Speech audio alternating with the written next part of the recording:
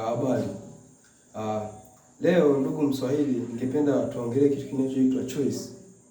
Choice nasema kwamba is a psychological trait. Yaani inakufanya wewe ujihisi kwamba una uhuru wa kufanya chaguo fulani, lakini uhalisia na ukweli wake ni kwamba yaani umebanwa.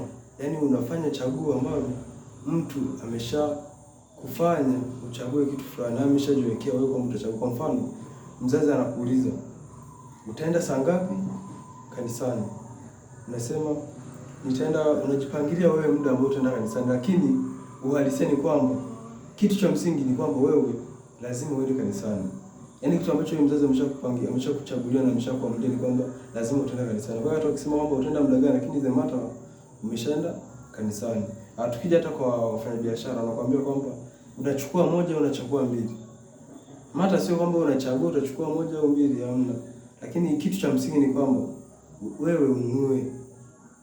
Yaani ukishafanya manunuzi, hiyo ni chaguo ambalo tayari umeshawekewa. Kwa hiyo ili uweze kuepuka ili choice as a psychological trait, inatakiwa uamue wewe na uangalie vitu ambavyo vinaendana na wewe kwa huo muda na kitu gani unaweza kufanya. Lakini wewe pima na usikubali kushawishiwa na mtu kufanya kitu ambacho hakihusiani na wewe. Kuna msemo wa Biblia unasema kwamba usiitafakari kesho kwani hauijui.